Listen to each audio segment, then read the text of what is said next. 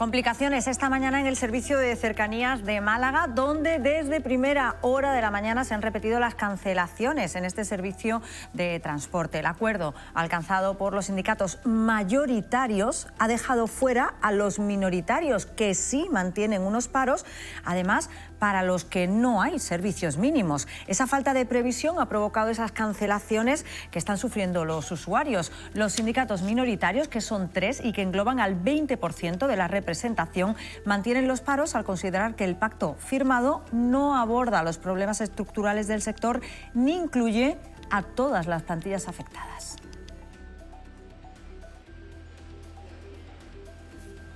Buenos días. El Cercanías, que es la portada de este martes 10 de febrero, en el que les contamos que los sindicatos mayoritarios sí han llegado a ese acuerdo con el Ministerio de Transporte. Lo hicieron ayer por la tarde y recoge el refuerzo del gasto en mantenimiento de las redes con 1.800 millones adicionales hasta 2030 y la creación de 3.600 empleos entre Adif, Renfe y la Agencia de Seguridad Ferroviaria.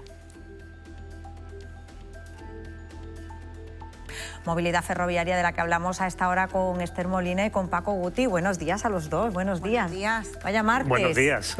A ver, claro, llegaron a un acuerdo con los sindicatos mayoritarios, pero los minoritarios dicen que con ellos no han hablado. Y bueno, pues esto ha bloqueado los Cercanías. A ver, ¿cómo ha podido pasar esto?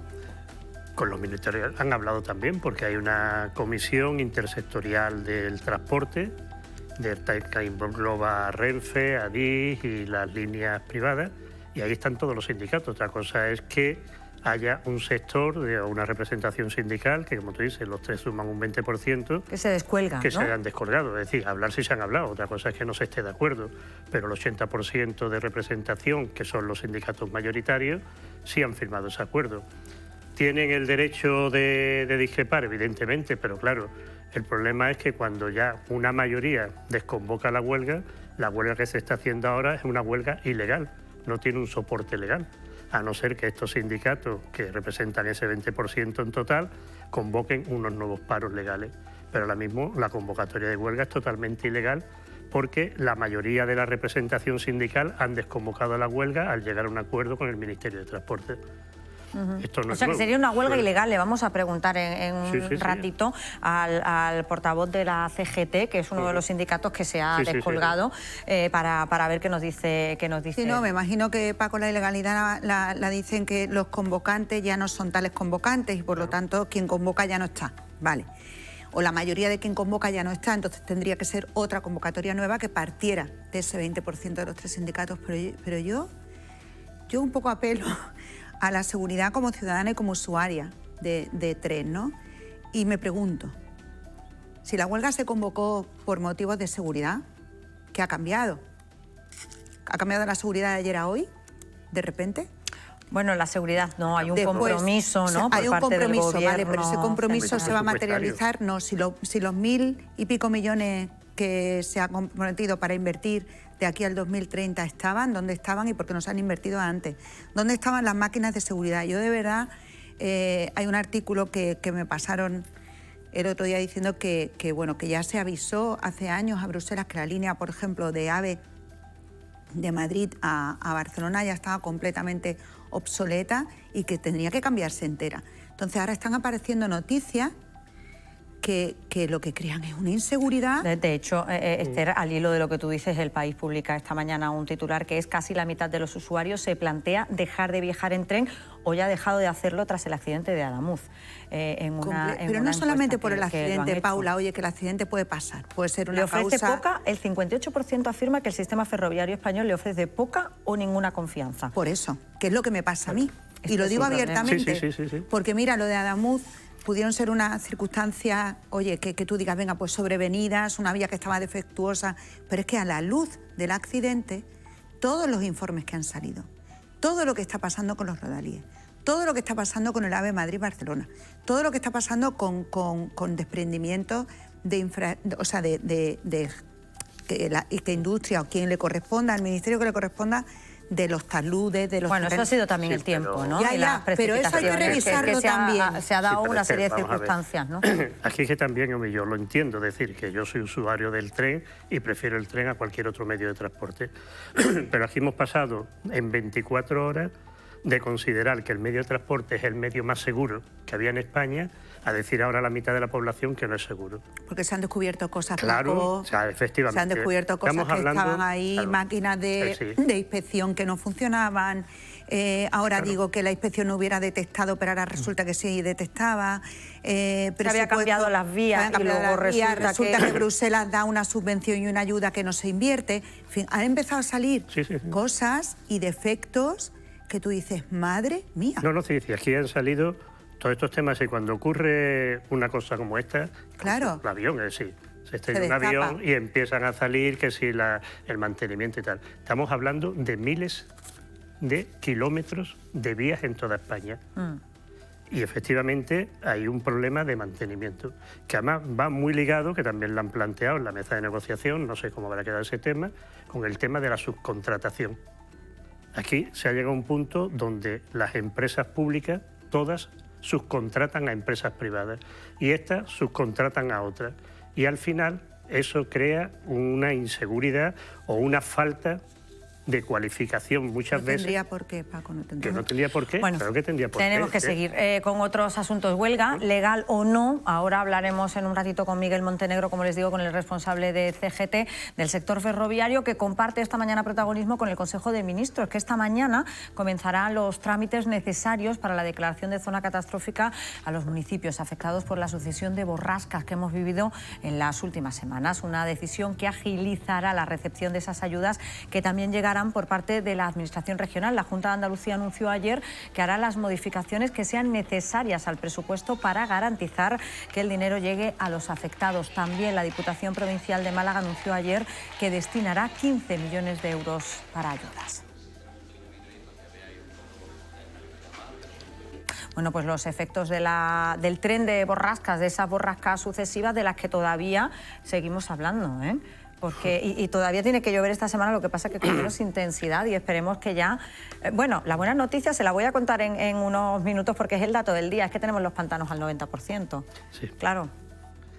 Y sobre todo... Es la buena noticia, pero la verdad es que ves zonas como Ubrique, fundamentalmente la provincia de Cádiz, ¿no? Tantas familias desalojadas, tanto perdido, porque se evaluaba, me parece que eran 4.000 millones de euros las pérdidas relativas al campo. Todavía no estamos evaluando carreteras, todavía no estamos evaluando viviendas, gente que no sabe lo que va a llegar cuando se va a encontrar. Son impresionantes las imágenes de hacer huecos en las paredes para que el agua salga, ¿no? de ese agua saliendo de los enchufes. Claro, la situación especial geográfica de Grazalema, que todos la hemos visto, es muy complicado que se pueda volver de manera inmediata. No sé a qué se ha debido esto. Dicen que, bueno, que una serie de efectos de aires calientes y no sé qué. Unos fenómenos con ese cinturón, ¿no? Atmosférico. Pero realmente es un drama, es un drama. Es un drama... Bueno, yo la semana pasada nos desalojaron de la casa. ¿Ah, sí? Llegó la policía local en la Cala del Moral, allí en el Paseo de las Palmeras, porque obviamente una palmera como consecuencia del viento se cayó y hay otra que es enorme, que tiene como casi 20 metros de larga, que estaba allí bandeando y claro, si caía esa palmera caía en lo alto de las viviendas.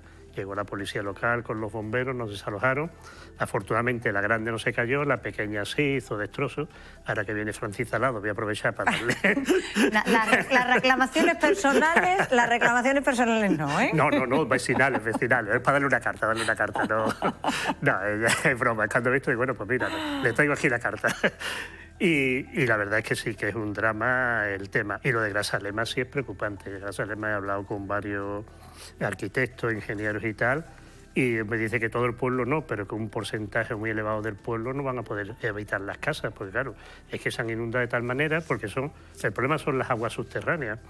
Ha pasado los también... poros y las grietas. Claro, se han roto muchas tuberías de lo que es la conducción de agua municipal y hay pueblos como El Burgo y algunos otros que están suministrando agua embotellada porque no pueden hacer uso, pero al reventar las aguas subterráneas. Málaga es una provincia que tiene una cantidad de agua subterránea enorme.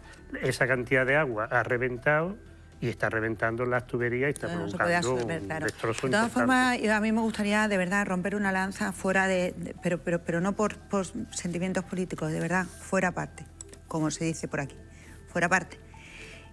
Increíble la actuación del Gobierno de la Junta de Andalucía y de... Sabía que ibas a decir eso. No, te lo digo en serio, Paula, porque nos conocemos ya tanto que ya estaba no, pero escúchame, pero por anticipación, una valoración por parte de los ciudadanos. Por anticipación. Y lo digo abiertamente, o sea, vamos aprendiendo. Y cuando ya se dijo, ya estaban los pabellones preparados, la UME preparada, protección civil, todo lo que se tuvo que movilizar se movilizó con anterioridad y se desalojó. Tú imagínate lo que hubiera pasado si no se desaloja con anterioridad. Oye, que ha habido una persona fallecida en Torremolinos por una palmera, por desgracia, y otra señora que se tiró en Sayalonga al agua a salvar a su perro.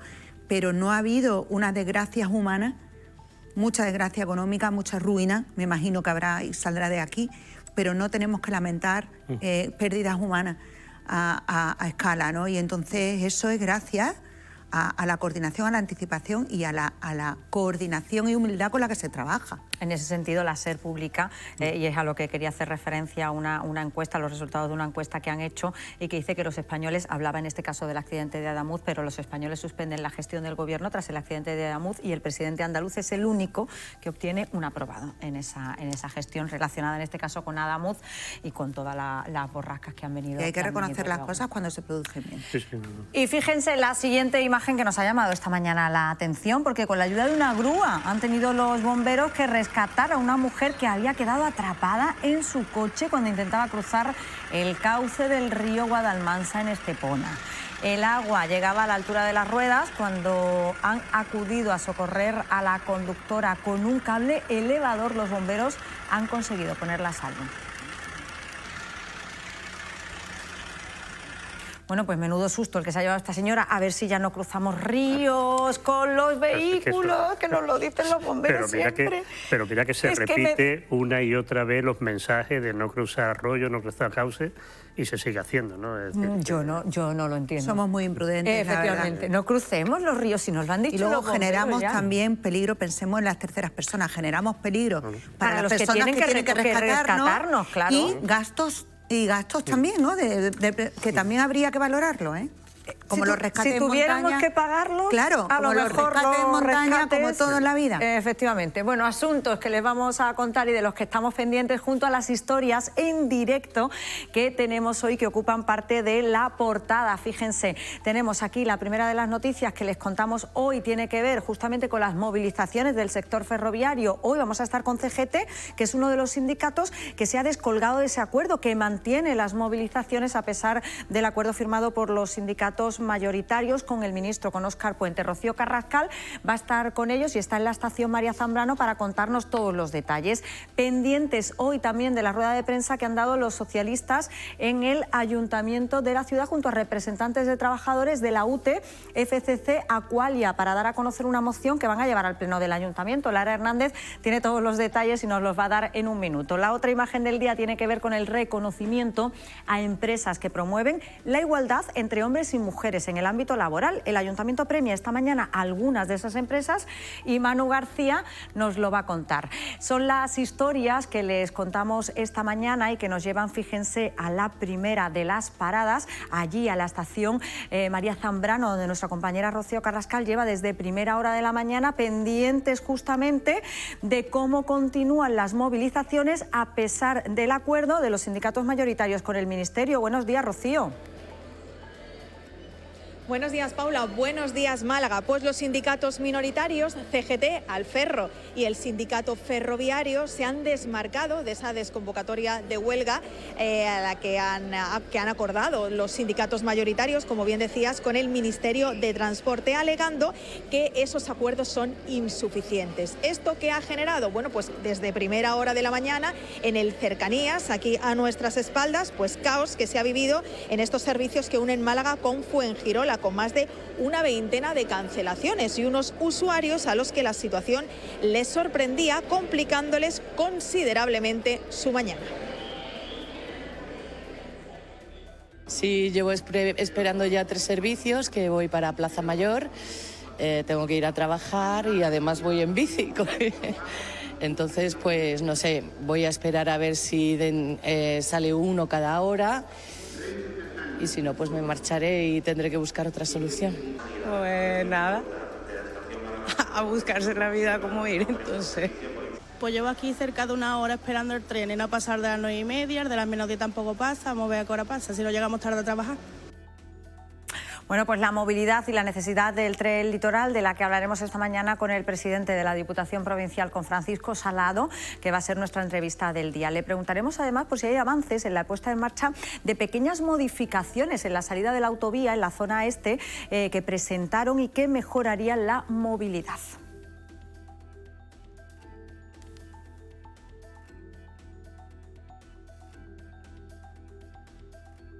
El presidente de la Diputación, que nos visita además coincidiendo con el anuncio que hizo ayer la Diputación de que destinará 15 millones de euros para los municipios afectados por la lluvia. Precipitaciones, que les decía yo hace un minuto, nos ha dejado una cifra que no se daba desde hace 13 años y es el 90% que han alcanzado los pantanos de nuestra provincia.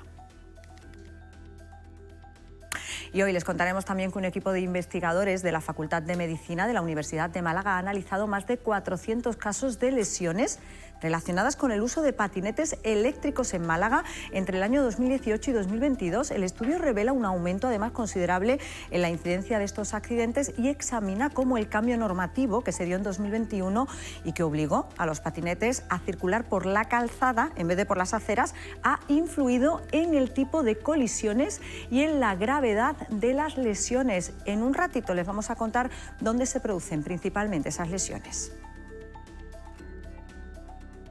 Y hoy les vamos a preguntar por las bajas laborales. ¿Creen que nos damos más de baja? La respuesta es sí. Así lo recoge un informe de la AIREF que asegura que desde el año 2017 han subido las bajas laborales un 60%. A ver qué opinan los malagueños. Pues supongo a que no hay controles suficientes por parte de Sanidad. Hay muchísima gente como yo, por ejemplo, que está enferma, pero vamos a trabajar porque la necesidad pues llama, ¿no? Pero hay mucha gente que también tiene ya pues su, ¿cómo se llama esto? De bueno, si me echan ya tengo el paro, bueno, entonces lo cobro y ya está. Pues no tengo ni idea, será cuento personal, porque hayan aumentado, no ha aumentado tanto la población activa, ¿no? Entonces no relaciona una cosa con la otra. Bueno, me imagino, ¿eh? Hablaremos en un ratito con los graduados sociales, que tiene también algo que ver con la pandemia, ¿eh? Tengan en cuenta que esta cifra en medio nos pilló la pandemia en 2020. En un ratito vamos a hablar con los graduados sociales sobre las conclusiones de ese informe que relaciona además la bonanza económica con el incremento en el número de incapacidades temporales. En un ratito les damos todos los detalles, como le digo. La AIREF además alerta, fíjense, de prolongaciones innecesarias de esas bajas laborales. Un asunto relacionado también con las empresas, a las que hoy, fíjense, premia el Ayuntamiento de Málaga. Concretamente reconoce la labor de algunas de empresas que han destacado por promover la igualdad entre hombres y mujeres. Pendiente de esos reconocimientos en el Ayuntamiento está Manu García. Buenos días. Hola, ¿qué tal? Buenos días. Paula, unos reconocimientos que se acaban de entregar hace tan solo unos minutos aquí en el Salón de los Espejos del Ayuntamiento de Málaga bajo el nombre Empresa Malagueña Igualitaria y Conciliadora. Tienen como objetivo reconocer a las pequeñas y medianas empresas que fomenten políticas para fomentar la incorporación de la mujer al mercado de trabajo y la conciliación familiar y laboral. En total se han premiado a 5 empresas este año: a CIC Consultores, a Agile Seller Hub, a Mordan Verso, a Blogs de Bozos y a Bio Azul. Se trata de la 5ª edición de estos premios y van dirigidas a empresas de menos de 50 trabajadores que fomentan las políticas de igualdad entre hombres y mujeres. Gracias, Manu. Un asunto que convive esta mañana con otra rueda de prensa que ha ofrecido esta mañana el Grupo Municipal Socialista con FCC Aqualia. Lara Hernández nos va a contar los detalles. Buenos días, Lara. Buenos días, Paula. El PSOE en el Ayuntamiento de Málaga va a presentar una moción a la próxima Comisión de Sostenibilidad para exigir soluciones inmediatas al conflicto con la Unión Temporal de Empresas, FCC y Aqualia, que es la adjudicataria encargada del mantenimiento de la red de saneamiento en la ciudad. La plantilla lleva ya 9 días de huelga indefinida y se han sumado hoy, han apoyado desde el Grupo Municipal Socialista a estos trabajadores. Los socialistas denuncian posibles incumplimientos incumplimientos en el contrato adjudicado por EMASA, falta de personal, medios insuficientes, y también critican que hay una precariedad laboral en el servicio, que a su juicio es esencial para la ciudad. Por ello reclaman la mediación inmediata, también un mayor control de los contratos externalizados por parte del Ayuntamiento, así como una revisión del modelo de licitación para garantizar, dicen, la calidad del servicio y las condiciones laborales.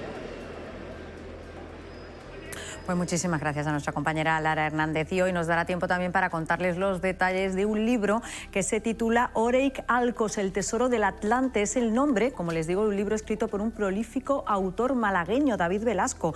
Va más allá de una simple experiencia de lectura y enseguida vamos a saber por qué. Asuntos de martes que completamos esta mañana con las portadas de los periódicos locales. Hacemos parada en cada una de ellas. Diario Sur, Málaga respira tras 7 borrascas que dejan embalses llenos y destrozos en carreteras. Pendientes nuestros compañeros de Diario Sur de las consecuencias de la borrasca. Málaga hoy, Adif calcula que tardarán más de 2 semanas en restablecer la línea del AVE Málaga-Madrid. De hecho, ayer ya adelantábamos que como pronto, para principio de marzo. La Opinión de Málaga, los embalses de la provincia de Málaga se acercan al 90% de su capacidad por primera vez en 13 años. Esa imagen y ese titular de portada, y que convive también con El Español de Málaga. Los malagueños están repartidos en casi 1000 sitios por la provincia. Foto y titular del Español de Málaga. Portadas que, como cada día, completamos con la información de servicio. Hoy la previsión del tiempo viene marcada por cielos muy nubosos o cubiertos con precipitaciones moderadas, persistentes, eso sí, en la serranía de Ronda y menos probables e intensas en el Valle del Guadalhorce y en el litoral. Temperaturas mínimas que suben hoy. De hecho, en la capital vamos a oscilar entre una mínima de 17 y una máxima de 22. Vientos que soplan de componente oeste flojos a moderados en el interior y moderados con intervalos fuertes en el litoral. Previsión del tiempo que, como cada día, acompañamos con la circulación por las carreteras de la capital, y para ello vamos a saludar a David Merino, que se encuentra en el Centro Municipal de Control de Tráfico. David, buenos días. Hola, buenos días. ¿Cómo se circula a esta hora por las carreteras de la capital? Bueno, pues ahora mismo destacar tráfico intenso en la avenida Juan 23, en ambos sentidos.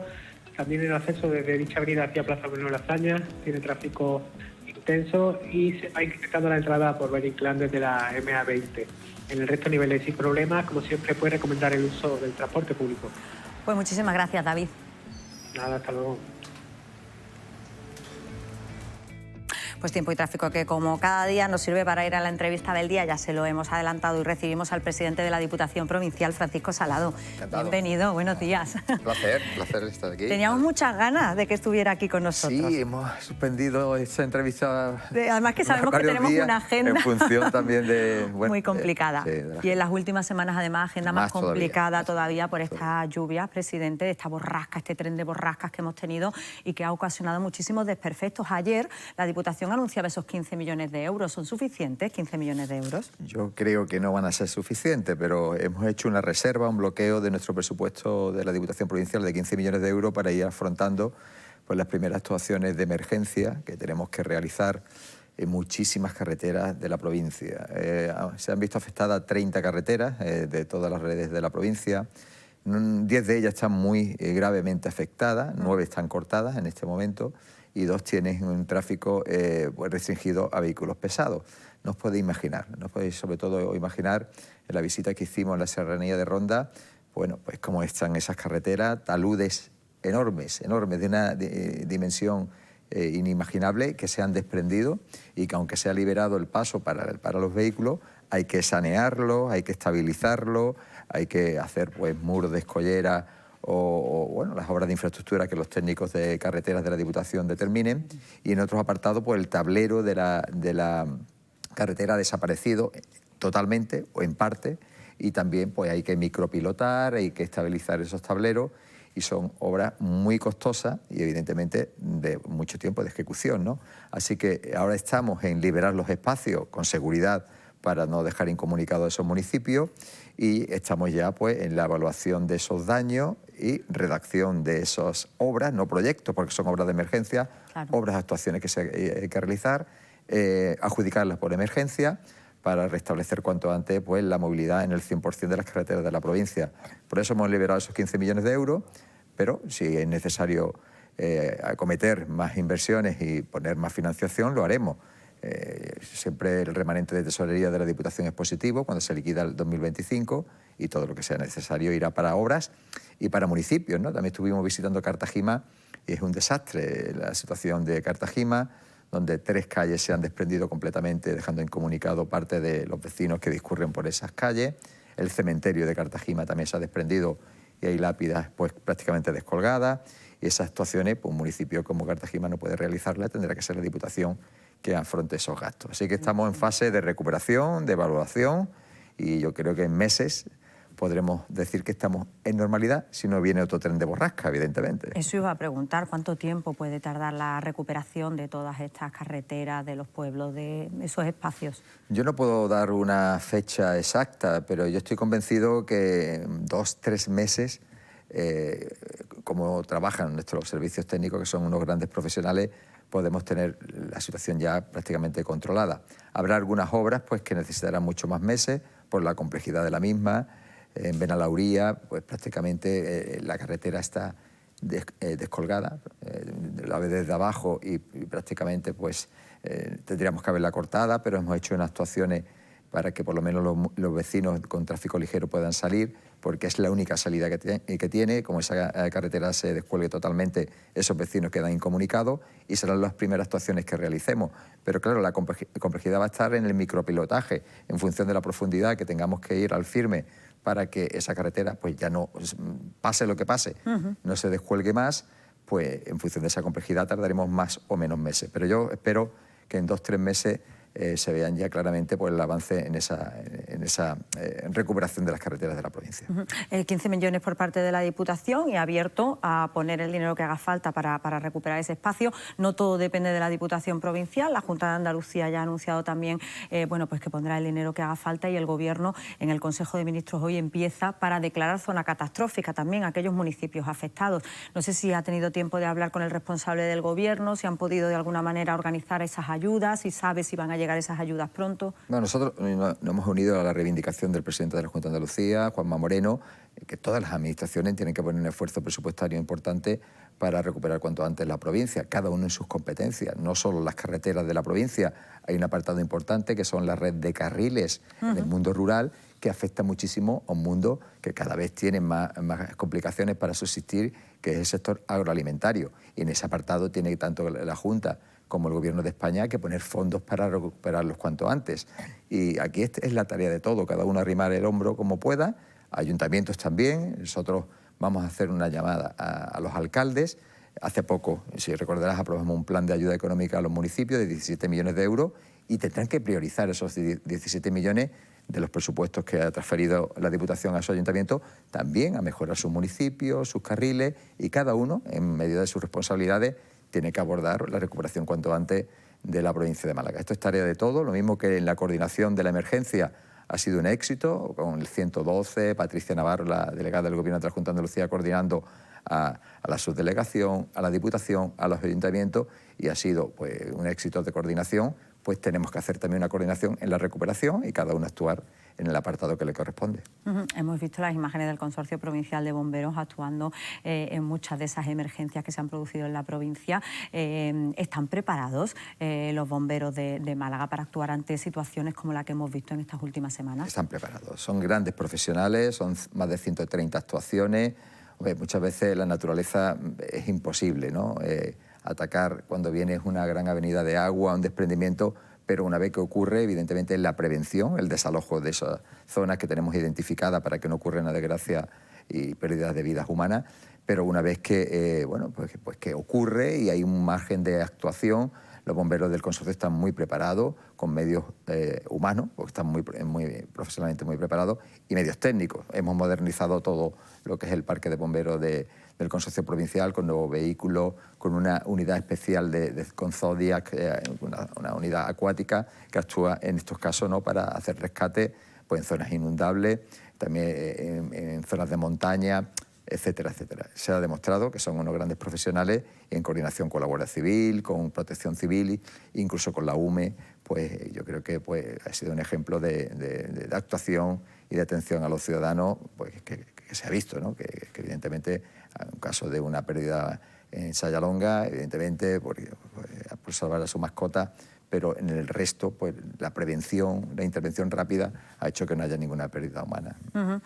Otro de los asuntos que tenemos pendientes, es verdad que en las últimas semanas hemos hablado mucho de borrascas y poco de movilidad, pero evidentemente es un asunto que tenemos encima de la mesa. Hoy además hemos visto el cercanías y todo el colapso que hemos tenido desde primera hora de la mañana en ese medio de transporte. La movilidad, de la que hemos hablado mucho, además sobre todo en la zona este, se presentó hace, yo creo que unos 4 meses, un estudio, ¿no?, en el que se hacían actuaciones, efectivamente, justamente actuaciones que eran relativamente baratas, y iba a decir muy baratas, pero bueno, relativamente baratas para lo que estamos hablando y que se podían hacer a corto plazo. ¿Hay algún avance con respecto a esto? No hay avance. Yo siempre tengo un pique político con el subdelegado, pero es ante la inacción del Gobierno. Yo creo que mi obligación es defender a la provincia de Málaga, a mi municipio, a Rincón de la Victoria, y reivindicar a cada administración lo que es su obligación y su competencia. Y si podemos colaborar, colaboramos. Y eso fue un ejemplo de colaboración, por eso en la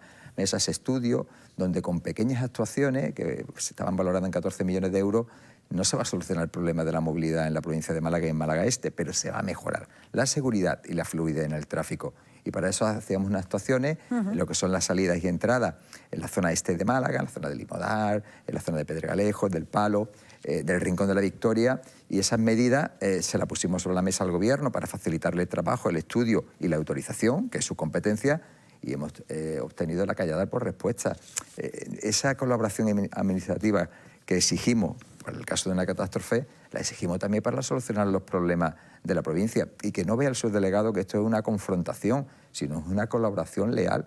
Oiga, pues en vez de gastar recursos económicos en hacer este estudio porque no tenga tiempo, porque no tenga técnico, porque tiene otras tareas más prioritarias, pues ahí está esa ayuda para que usted me la analice y si es factible, usted la ejecute, que es su obligación, e incluso la Diputación ha dicho que si no tiene presupuesto, porque tiene prorrogados los presupuestos generales del Estado, yo la pago. Pero hemos tenido irresponsablemente la callada por respuesta. No puede ser que ante los problemas de movilidad, que es competencia del Estado, no tengamos nada más que la respuesta que estamos en ello, estamos estudiándolo, estamos en ello, estamos estudiándolo. Bueno, pues yo te ayudo a estudiarlo, ¿no?, y a tomar las decisiones cuanto antes, porque eso sí que es una emergencia en la provincia, la movilidad, y lo estamos viendo como hay averías en el Cercanías, como hay averías importantes en el AVE, no solo por la dana y por las lluvias torrenciales, que se ha caído ahora un talud en la zona de Álora, bueno, y eso evidentemente no puede uno controlarlo, hay que reponerlo cuanto antes, pero se ha visto que las últimas acciones es por la falta de mantenimiento de la red ferroviaria, tanto de Cercanía como del AVE, y eso es obligación y competencia del Gobierno, y está causando muchísimo daño a la provincia de Málaga.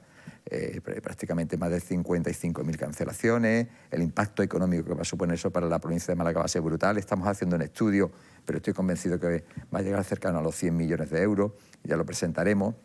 ¿Por qué? Porque está habiendo cancelaciones en el turismo, no solo cancelaciones en el turismo, sino el transporte del taxi se está viendo muy afectado, y sobre todo también los empresarios de Málaga que tienen que ir a hacer negocio, evidentemente a Madrid, y los de Madrid vienen a Málaga, pues tienen que tomar como transporte el avión, que no tiene la frecuencia que tiene evidentemente el AVE, y también el coste económico, que es los de los billetes de avión, que están subiendo alarmantemente. El perjuicio va a ser importante, y por eso le pedimos al Gobierno de España que actúe con la máxima celeridad en restablecer el tráfico ferroviario, fundamental para Málaga. Claro, eso le iba a preguntar, presidente, porque no tenemos AVE entre Málaga y Madrid. El concejal de Turismo, Jacobo Florido, daba unos datos hace un par de días justamente, o ayer, que hacía balance, ¿no?, del turismo en 2025, y decía que la incidencia ya de ese corte del AVE en Málaga-Madrid estaba causando un descenso en torno al 10-15%. 15% en cancelación de reservas, ¿no?, y que va en aumento. Y va en aumento porque evidentemente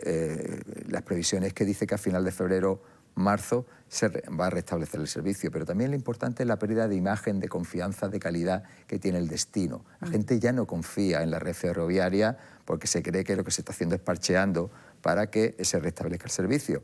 Y evidentemente es lo que necesita aquí un estudio integral de mantenimiento de la situación de la red ferroviaria, no solo en la provincia de Málaga, sino en Andalucía, en toda España, porque se ha visto claramente que ha habido una dejadez de funciones en el mantenimiento de la misma, cuando ha habido fondos europeos destinados al mismo y no se da respuesta dónde se ha gastado esos fondos. Entonces, recuperar la credibilidad que ha tenido el transporte ferroviario en España durante 2 años se ha destrozado prácticamente en menos de un año, en menos de 2 años, y recuperarlo va a ser complicado, pero la responsabilidad es del Gobierno, evidentemente. En cualquier caso, Turismo Costa del Sol no ha hecho un cálculo de momento de cuánto nos puede costar o cuánto le puede costar. Yo creo que en esta semana vaya a tener datos, esta semana que viene estamos haciendo un estudio de cuál puede ser el impacto de pérdidas económicas por la pérdida del transporte ferroviario, y me voy a quedar corto si va a estar cercano a los 100 millones de euros. Pues muchísimo dinero. Sí, mucho dinero, mucho dinero. Bueno, la movilidad, volviendo otra vez al tema que estábamos abordando, también se presentó como alcalde de Rincón de la Victoria un proyecto para unir también Málaga Capital y facilitar a muchas personas que trabajen en Málaga Capital que pudieran dejar el coche, si no me equivoco, en un aparcamiento que se iba a hacer en Arroyo Totalán. Totalán, exactamente. Es una parcela que está el ayuntamiento ya en fase de expropiación porque es privada, y está intentando llegar a un acuerdo con el propietario, y si no, pues se iniciarán los trámites de expropiación para que sea disponible para la ciudad de Málaga, y el ayuntamiento ya ha encargado un proyecto de qué actuación hay que hacer en esa parcela, que es un eje estratégico de Málaga Este, la zona de la Sarquía, Rincón de la Victoria y el área metropolitana, y dio un plazo de 4 meses para ver los resultados. Pero yo creo que es una iniciativa, esa zona intercambiadora, donde todos los ciudadanos que vengan de las zonas de la Sarquía, Rincón de la Victoria, Benajarafe, Chilchi y eso, que es muchísimo tráfico, se está viendo por la mañana que esa intensidad tenga la capacidad de dejar su vehículo allí y coger un transporte, que en este caso puede ser la misma MT, o un vehículo alternativo, como puede ser taxi, puede ser pues, una moto eléctrica, o en fin, el intercambiador. Habrá que estudiar qué medidas alternativas a dejar tu coche allí puedes tener para facilitar el transporte. Pero sobre todo que la MT se convierta también en un eje importante de transporte y de movilidad en la provincia de Málaga. Nosotros también mejoraríamos el transporte en el Rincón de la Victoria para que nuestro transporte municipal llegara allí y pudiera hacer el transbordo en la MT. Y eso, bueno, yo creo que facilitaría mucho que la gente sí dejara el vehículo allí aparcado, si ve que prácticamente pues, se evita esas caravanas y económicamente es rentable para ello. Así que en esa idea está el alcalde, estamos nosotros también para apoyarlo, y el estudio 4 meses, pues yo creo que se adjudicó en noviembre, pues yo creo que en este mes y el siguiente tendremos los resultados y esperemos avanzar en esa línea. Yo creo que a partir de esa línea, entre la colaboración de la Junta de Andalucía, el Ayuntamiento de Málaga y fondos europeos que siempre hay en materia de movilidad en este aspecto, pues el proyecto, en función de la cuantía que salga, pues yo creo que se puede actuar como una medida a medio plazo, ¿no?, para solucionar los problemas de movilidad que tenemos en la provincia. Claro, porque luego habría que ponerlo en marcha, que se tardaría también un tiempo. En marcha, ¿qué actuación concreta se tiene que realizar ahí, ¿no? Pero en principio es un aparcamiento, ¿no? Sí, un aparcamiento disuasorio. Se dice para intercambiador, ¿no?, entre lo que es tu vehículo particular con el transporte otros medios de transporte. ¿Y cuántos vehículos podrían aparcarse? ¿Sabe más o menos No lo sé, en el estudio pues se verá, pero yo creo que es una cantidad importante, y en función también pues se deja todo en superficie o se hace un edificio, ¿no?, también con varias plantas para el número de aparcamientos. Es el estudio el que determinará pues cuál es la actuación idónea para mejorar esa movilidad y hacer rentable también por los usos que se van a poner allí. Habrá que tener cafetería, haber servicios para las personas que van a utilizar ese intercambiador, pues sea lo más cómodo posible. Prácticamente en una estación, ¿no? Sí, exactamente. Una zona intercambiadora y donde también el transporte que va hacia Nerja, Belén Málaga y eso también puede hacer una parada allí también, de intercambio también. Eso en el estudio se verá cuál es la fórmula más idónea para que los ciudadanos vean atractivo dejar su vehículo allí, que eso es lo que hay que conseguir, que sea atractivo. Presidente, el Caminito del Rey, que le quería preguntar, después de estas lluvias, ¿está bien, Bueno, ¿no? Sí, como siempre, es una obra muy compleja porque muchos de los trabajos se tienen que hacer con helicóptero, con escaladores, y la inclemencia del tiempo ha hecho que durante semanas no se haya podido actuar. Así que teníamos previsto que en marzo pudiera estar terminado. Bueno, pues si no en marzo, pues será en abril, pero los plazos van muy bien. Esa es la pasarela, ¿no? Y será ese puente de 110 metros, uno de los puentes colgantes más largos de Europa. y evidentemente va a ser un atractivo más del Caminito del Rey y sobre todo va a mejorar la seguridad en la evacuación del Caminito del Rey, porque actualmente hay una sola salida, que ya hace varios años tuvo un desprendimiento y tuvimos que cortar la salida del Caminito del Rey, se tuvo que hacer un recorrido circular porque no se podía salir, así que con esto vamos a tener dos alternativas. El que tenga vértigo pues irá por la normal y el que no tenga vértigo y quiera seguir con su aventura y experiencia del Caminito del Rey pues pasará por ese puente que será un icono más de lo que es la innovación, ¿no? Y el turismo de aventura en la provincia de Málaga, que yo creo que somos pioneros en ello, ¿no? Y la pasarela de Ronda, la pasarela de Ronda también estará dentro de una determinada donde tú vas a poder ver el Tajo de Ronda de una perspectiva distinta, no lo vas a ver desde arriba, la vas a ver desde abajo, con la garganta del río Guadalevín, que es espectacular, y esa pasarela está también a punto de finalizarse y yo creo que antes del verano podremos disfrutar de ese paisaje también. Presidente, la Rosaleda, que la tenemos ahí, el estudio que va a determinar dónde colocamos el estadio, si lo dejamos donde está, si nos lo llevamos a Si Teatino. preguntas ahí 20.000 opiniones distintas. Yo la suya personal, ¿qué le gustaría al presidente de la Diputación? La Rosaleda no se toca, ahí he estado toda la vida, no sé qué. Otros, no, un estadio más moderno, más amplio. Es que hay criterios que, bueno, porque pueden ser aceptables uno y otro. El estudio que ha encargado el alcalde lo va a decir claramente qué es lo mejor para la ciudad y para el Málaga. Y no es una cuestión de gusto personal, ¿no? De sentimiento, de decir que la Rosaleda ahí no se toca, es que es para toda la vida, que llevo todo desde pequeño yendo ahí. Bueno, mira el Atlético de Madrid. El Atlético de Madrid pues, tenía el Calderón, pues ya nadie se acuerda del Calderón. Ahora está en el Wanda Metropolitano, que ahora no se llama Wanda, ahora se llama de otra manera, pero bueno, es un estadio pues moderno, que tiene otras alternativas a los partidos de fútbol, que es más productivo, bien comunicado, y eso es lo que hay que buscar para la ciudad de Málaga. Si dice el estudio que es mejor pues, la ampliación de la Rosaleda, pues acometer la ampliación de la Rosaleda, y si dice que es mejor el sitio, es Teatino, donde se determine, pues habrá que hacerlo allí. Y los ciudadanos tendrán que aceptar esa decisión porque seguro que será mejor para la ciudad, mejorar, claro, para el aficionado y para el Málaga. Eso es así. El auditorio. Presidente, ¿va a poner más dinero la Diputación Provincial para el auditorio? Te prestas al alcalde. Te ha dicho el alcalde que me haga esa pregunta, ¿no? No, yo al alcalde le he dicho que me sigo comprometido con esos 10 millones de euros. La Diputación tiene un presupuesto que por fin hemos superado los 500 millones de euros, 516 millones de euros. El Ayuntamiento de Málaga tiene casi 1.000 millones, ¿no? La Junta de Andalucía, ve. Somos una administración que tenemos recursos, pero no para acometer todos los proyectos que nos piden los 103 municipios de la provincia de Málaga, que no solo la ciudad de Málaga, que Marbella me pide, Fuengirola, Rincón de la Victoria, y esos municipios pequeños del interior que no tienen recursos económicos. Y nosotros nos comprometimos a los 10 millones de euros, ha dicho el alcalde que esos 10 millones de euros están ahí comprometidos y estarán, pero es que hay proyectos, como bien ha dicho, que es la Rosaleda, que va a suponer una inversión muy cuantiosa, donde la Diputación estará ahí y no podemos comprometer a tan largo plazo tantos presupuestos para la ciudad de Málaga, para la provincia de Málaga, sin tener pues, una seguridad que vamos a tener pulmón económico para cubrir nuestras carreteras, porque nuestras carreteras tenemos que mantenerlas nosotros. El consorcio de residuos tenemos que mantenerlo nosotros, el de bomberos, en fin. Y ahí no tenemos ayuda de otras administraciones, somos nosotros los que tenemos acá pulmón de hacerlo.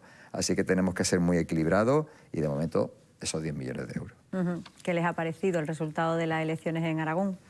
Bueno, pues es un cambio de tendencia que en el país, ¿no? Evidentemente, donde el bloque de derechas pues, está cogiendo auge, aunque la izquierda califica a Vox como la extrema izquierda, el demonio, el diablo y eso, hablan los ciudadanos y no hay que intentar desprestigiar una formación política y a los votantes de esa formación política. Hay un hartazgo de las políticas que actualmente se están llevando en el país, que es causante de la izquierda y de los pactos, ese pacto Frankenstein que hay en España, y muchos de ellos pues, han volcado a votar a Vox. Y esa es la situación que hay, tenemos que respetarla y tenemos que acondicionar nuestra acción de gobierno a esa nueva realidad. Y si hay que pactar con Vox, pues hay que pactar con Vox, porque lo han dicho los ciudadanos. Lo que hay que hacer es un programa de gobierno donde cada uno pues, sus principios sigan manteniéndolos firmes, evidentemente. Pero lo que no puede ser es que la izquierda siempre diga que ellos gobernar pueden pactar con Bildu, con los independentistas, con todos los que ellos quieran, y no pasa nada, y es legítimo y democrático, y que el Partido Popular no pueda pactar absolutamente con nadie, ¿no? Eso no puede ser, y más cuando los ciudadanos pues, están viendo cómo apoyan a esa formación mayoritariamente en Extremadura, en Aragón, y las encuestas dan también que en Castilla y León va a ser así. Así que nos tenemos que acostumbrar a ese nuevo panorama político. ¿Y en Andalucía qué cree que va a pasar? Hombre, yo creo que en Andalucía Vox también, las encuestas dan que está subiendo, también es en intención de voto. Yo creo que hay un factor aquí importante, que es el factor Juanma Moreno, el presidente de la Junta, tiene una personalidad muy consolidada, de buena gestión, persona cercana, que se interesa evidentemente por buscar consenso, y hay un factor personal que siempre influye, ¿no? Pero bueno, yo creo que puede ser positivo para nosotros, pero no sabemos si va a ser suficiente para seguir manteniendo la mayoría absoluta. Eso lo decidirán los ciudadanos. Bueno, y lo decidiremos dentro de poco, además, ¿no? Porque no queda mucho. Francisco Salado, muchísimas gracias por habernos acompañado esta mañana. Un placer. Mil gracias. Entrevista con el presidente de la Diputación Provincial, de la que vamos a hablar ahora. No sé si le ha dado la carta. Paco, dale la carta. Venga, esto es como un programa dentro de un programa. Venga, dásela la carta. Venga, que ya Paco Guti va a aprovechar para dar la carta al presidente de la provincia, amigo. Es del rincón, el presidente. De la caída de la palmera se nos rompió lo del espejo de salida del parking, lo cual es un peligro para salir. Ah, vale. Mandamos la carta y te la doy aquí para que la actives. Venga, venga. Para que la es una veas. reivindicación ciudadana, ¿eh? Peticiones variadas, presidente. Paco, te animo. Estoy encantado de recibirla y la arreglaremos. Tenemos una plataforma en el Rincón de la Historia que se llama GECOR, donde tú haces una foto, la subes y si no es muy grave la avería y eso, una semana o menos de una semana lo arreglamos. Así que te invito. Es que llevamos más de una semana, ¿eh? Ah, ¿sí? Bueno, me la acabo de dar ahora mismo. No, pero esto no es de ahora, esto ya está presentado en su momento. Vaya. Lo que pasa es que al mes que venía, digo, aprovecho y ya me dijeron los vecinos, ¿que vais Francis Salado? Digo, pues ya está, ahí aprovechamos. Francis. Gracias. Muchísimas gracias, presidente. Hasta luego. Muchísimas gracias. Bueno, que decía yo que vamos a hablar. Estas son las cosas que pasan en el directo, que viene un tertuliano con una carta para la entrevista del día y aprovechamos y se la damos para poner solución, por supuesto, una reivindicación ciudadana. En cualquier caso, bueno, muy interesante, todo lo que ha dicho el presidente de la Diputación Provincial. De analizar todo lo que ha dicho, yo me quedo con una reflexión, y es que quien diga que las diputaciones no tienen su cometido, pues se equivoca. Entonces, bueno, pues está viendo esa voluntad de ayudar a esos pequeños municipios. Y muy interesante... y llegar donde no llegan los pequeños municipios, donde no llegan los alcaldes, donde no llegan los presupuestos de los municipios, donde no llegan los municipios, donde no tienen una infraestructura pues para arreglar, para no arreglar. Pero me gusta que se hagan estudios de impacto, porque los datos son muy importantes y los estudios rigurosos también. Me gustaría, y no he tenido oportunidad de decírselo, que también se hicieron estudios del impacto que tiene... lo digo frente a las propuestas de mejorar la movilidad de Málaga Este y su zona del área metropolitana. Se debería valorar también, esto no es turismo, pero esto es competitividad. Son trabajadores que viven en el área metropolitana de Málaga, personas que se tienen que desplazar a la capital y que pierden tiempo, y por lo tanto eso tiene un coste en términos de competitividad y económico, que también sería muy útil valorar, ¿no? A la vez que tú presentas unas propuestas, dar unos datos. Oiga, que la inacción tiene una consecuencia directa en empleo, tiene una consecuencia directa en vivienda, tiene una consecuencia... Oye, porque si Málaga, la vivienda está como está, hay un desplazamiento, sobre todo de familias jóvenes, de familias que empiezan nuevas, de nuevos profesionales, hacia el área metropolitana, y resulta que tardamos 2 horas en llegar al trabajo, pues oiga, hay que poner solución, ¿no? Con lo que ello supone también para las empresas, y el coste que supone también para las empresas, los retrasos, eso también evidentemente. Es un tema muy y luego la agricultura, que no se olviden de la agricultura, que vivimos de la agricultura. Y madre mía, ha hablado de los 15.000 millones para carreteras. No quiero ni pensar cuando empezamos a valorar vivienda... Bueno, con relación a la Diputación, es decir, además yo lo he dejado por escrito y lo he defendido cuando hubo una época, sobre todo cuando estaba Ciudadanos más en boga, que decía la desaparición de las diputaciones. Sí, yo siempre he defendido que las diputaciones tienen un papel fundamental. Tenemos 103 municipios en Málaga y el 80% tienen menos de 20.000 habitantes. Y esos municipios para mantener, pues como dice, servicio de bomberos, residuos sólidos urbanos, abastecimiento de agua, policía, etcétera, etcétera, requieren de la Diputación y ese es un papel fundamental. Por tanto, el papel de la Diputación, más allá de aquellos que lo critican, yo creo que es un papel fundamental. Otra cosa que después ese presupuesto de 500 y pico millones se emplee más en un sitio o en otro. Eso ya es cuestión de debate o de decisiones políticas, pero que el papel de la Diputación, yo por lo menos no lo he cuestionado nunca, ni lo cuestiono. Y luego me gusta también aplicar y luego, el principio de Esther, prudencia. una cosa con lo que tú estás, que ya he insistido varias veces, y yo los datos que me llegan, es que esta borrasca ha afectado fundamentalmente a la infraestructura, pero no tanto al tema agrícola. Porque el tema agrícola, las anteriores, hace unos meses, 5 o 6 meses, afectó mucho al Guadalhorce, a todos los cultivos del Guadalhorce. Esta vez yo creo que esta incidencia no es tanto en la agricultura, en el campo como en la infraestructura y en la vivienda. En las carreteras, los desprendimientos de talud y tal, ¿no? Es decir, que... Sí, a lo mejor en otras provincias más que en Málaga, como puede ser Cádiz o la zona del campo de Gibraltar y toda la zona de Huelva. Ha caído mucho toda la zona de Grazalema, la parte de... Nos decían los agricultores, hablaremos con ellos si no podemos esta semana la que viene, la aceituna. Alertaban de la caída de la aceituna por la lluvia. Sí, de todas formas, yo que soy de zona de aceituna, a mí esa noticia, Paco, yo no sé tú, pero a mí me ha sorprendido el tema de la aceituna, porque en mi zona, en Jaén, la recogida de aceituna empieza en noviembre. Claro. Y en enero está toda la aceituna recogida. No. Entonces, si tú no has recogido la aceituna en enero, es que va fatal. Bueno, no, por eso te decía... Preguntaremos, yo no lo sé. Que las zonas agrícolas, fundamentalmente el tema de olivos, porque ha sido mucho toda la serranía de Ronda, aparte, Ronda lo que está casi todo son olivos. Y lo que tú dices, es decir, los que aunque no seamos de campo, sabemos que la aceituna en enero ya está recogida, es decir, que en principio no debe de afectar. Me ha gustado mucho la intervención de verdad del presidente de la Diputación, estoy completamente de acuerdo con Paco, yo lo he puesto sobre la mesa nada más empezar el comentario del servicio que hacen las diputaciones a las personas y a los pequeños municipios, y también me ha gustado mucho el criterio de prudencia presupuestaria. Yo creo que eso es de alabar, es decir, ese sentimiento de que el dinero no es mío, estoy administrando el dinero de todos, sí, lo público, pero el dinero de todos, ¿vale? Con nuestro esfuerzo, con nuestro trabajo, con nuestros impuestos, y tengo que priorizar allí donde más me necesiten.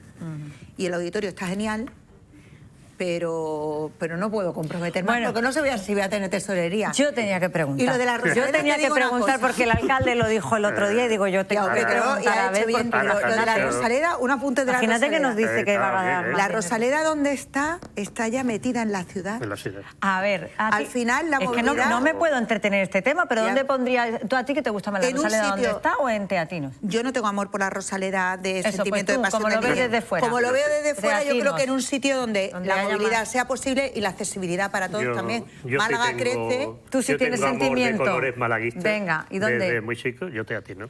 Haría un estadio nuevo. Habría, claro. Pero además, un estadio nuevo, es decir, algo ha dicho Francis Salado, es decir, hoy día un estadio de fútbol no solamente para jugar al fútbol. Es decir, estamos viendo, por ejemplo, lo que él decía del Wanda Metropolitano, hay una cantidad de conciertos, hay una cantidad de establecimientos alrededor que son los que van manteniendo también económicamente y generan riqueza. Y yo creo que hoy día en Málaga un estadio de fútbol tiene que estar fuera de donde está ahora mismo, ir a una zona donde además, a ser posible, no haya un núcleo habitacional muy cercano. Correcto. Que es lo que le ha pasado al Real Madrid. La han ampliado, la han renovado. En el mismo sitio del Bernabéu, es que tiene usted allí 5.000 vecinos alrededor, familia, que cuando hace un concierto... No pueden dormir, no pueden vivir. Claro. Bueno, exacto. Entonces, en fin,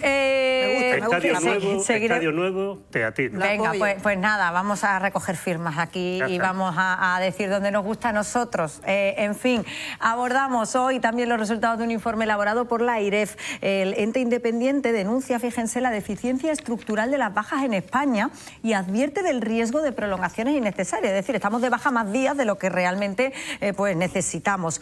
Y ojo a la cifra que ofrece, porque las incapacidades temporales han crecido desde el año 2017 un 60% y el tiempo medio, además, también aumenta. Para hablar sobre este asunto saludamos a Pepe Almirón, que es vicepresidente segundo del Colegio de Graduados Sociales de aquí de Málaga. Bienvenido.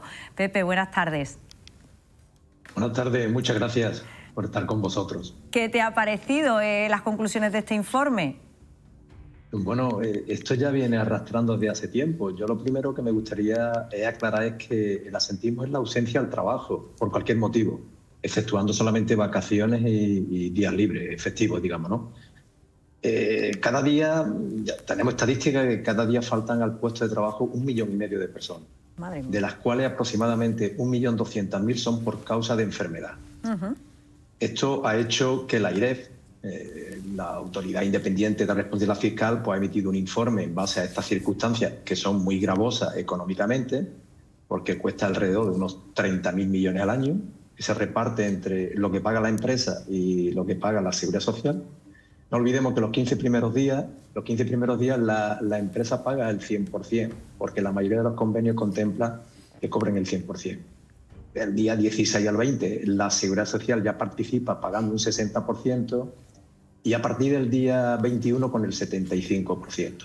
Eso supone un coste tremendísimo. También tenemos los antecedentes de que desde la COVID para acá el asentismo se ha duplicado. Prácticamente de un 3,5 ha pasado a un 7%. Bueno, pues efectivamente, como has dicho, desde el año 17 se han incrementado las bajas por enfermedad un 60% y la duración de las mismas en más de un 15%. En base a todo esto, la AIREF ha emitido un estudio, un informe, en el que detecta deficiencias en la estructura de la gestión de la IT, y todo esto va encaminado a evitar el fraude.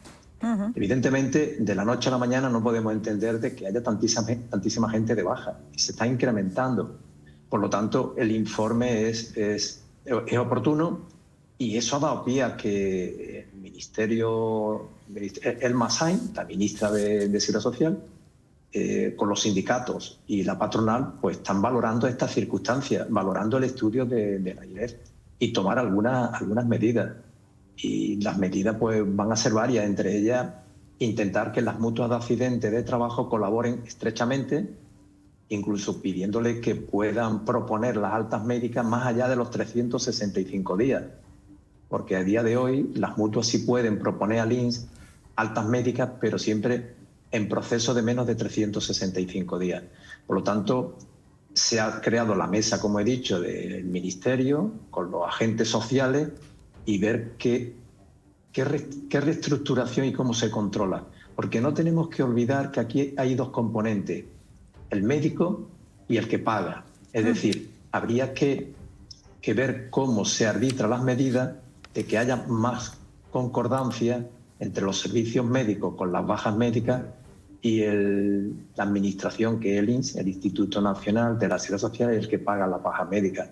Y yo creo que esa mesa se ha constituido para valorar este estudio de la AIREF y ver qué soluciones hay, porque desde luego hay que tomar alguna medida, sí o sí. Claro, porque ¿qué medidas podrían tomarse así a corto plazo, que se pudieran poner en marcha inmediatamente, más allá de la mutua, ¿no? Que nos decías, Pepe? Bueno, inmediatamente va a ser difícil, porque de hace meses o años ya se estaba hablando de intentar hacer unas bajas flexibles y altas progresivas. Es decir, simultanear la baja con el trabajo. Esto no cuajó, porque tenía difícil desarrollo. Medidas a tomar, yo entiendo que sería un control desde la baja médica inicial que emite el médico de la Seguridad Social, el ambulatorio, el centro de salud, y hacer un seguimiento sobre ella. No olvidemos que también se han incrementado mucho el tema de la salud mental. La salud mental es una baja difícil de valorar, cuantificar y de hacer un seguimiento exhaustivo, ¿no? La medida, evidentemente, es evitar el fraude, que parece ser que lo hay. Se está abusando de esas bajas médicas, claro, y la medida va a ser difícil de buscarle una solución, porque está llegando unos momentos que para las empresas y para la propia administración el coste es tremendo. Por lo tanto, sí que hay que emprender medidas. No va a ser inmediata, no van a ser fáciles, pero de alguna manera hay que tomar alguna medida para frenar esta sangría de gasto y de tantas bajas médicas, que además se están incrementando año tras año, ¿eh? Vamos ya, el asentismo va por el 7%, pero las bajas médicas se están incrementando, como hemos dicho. Cada año se está incrementando. ¿El motivo? No lo sabemos claramente. ¿Cómo se frena? Pues tampoco es fácil, pero desde luego la mesa que se ha creado entre los agentes sociales y el Ministerio de Seguridad Social de ahí saldrán algunos resultados para frenar este incremento de asentismo y de bajas médicas. Porque Pepe, apunta la AIREF también en este estudio que en época de bonanza también suben siempre el número de bajas, ¿es así? Bueno, no necesariamente, porque desde el COVID para acá no es que hayamos estado en una situación económica muy brillante y se ha ido incrementando. Como he dicho, desde el año 2020 al 2025 hemos pasado prácticamente del 3,5% al 7%. ¿Bonanza económica? Bueno, pues evidentemente que sí. Lo que sí se está detectando desde los despachos, y yo personalmente, es que, curiosamente, hay más bajas de personas jóvenes de menos de 35 años que de personas mayores. Yo no sé explicarlo el por qué, pero se está dando esa realidad. Sobre todo en el sector servicio se está dando mucha hostelería, se está dando muchas bajas médicas en personas no muy mayores. Sin embargo, yo creo que es por falta de responsabilidad, no lo sé, no quiero atreverme a decir eso. Y quizás las personas más mayores son más responsables y quizás no van al médico por cualquier cosa. Porque mira, aquí un dato muy importante. Bueno, pero Pepe, esto pasaría de toda la vida. Quiero decir que los jóvenes habrán sido menos responsables toda la vida, ¿no? Quiero decir, no tiene por qué ser ahora. ¿O es que nuestros jóvenes son menos responsables ahora? No quiero ser tajante en este tema. Yo detecto que hay más bajas de gente joven que de mayores. Y los mayores se supone que la salud la tiene un poco más delicada toda la vida. Yo es que creemos... Vamos a ver, desde un despacho de una asesoría laboral vemos esto a diario. Entonces, valorar esto es complejo, pero sí vemos que las bajas se dan con mucha facilidad. Porque los propios trabajadores dicen, voy al médico a pedir la baja. Y yo le digo, a pedirla no. Tendrá que ver el médico si te la tiene que dar. No, yo voy, la pido y me la da. Entonces, claro, eso es una cosa que ya hay una mentalidad inculcada en la sociedad y en los trabajadores que parece que se abusa. Y los médicos se sienten a veces, tengo noticias, a veces amenazados si no le dan las bajas médicas.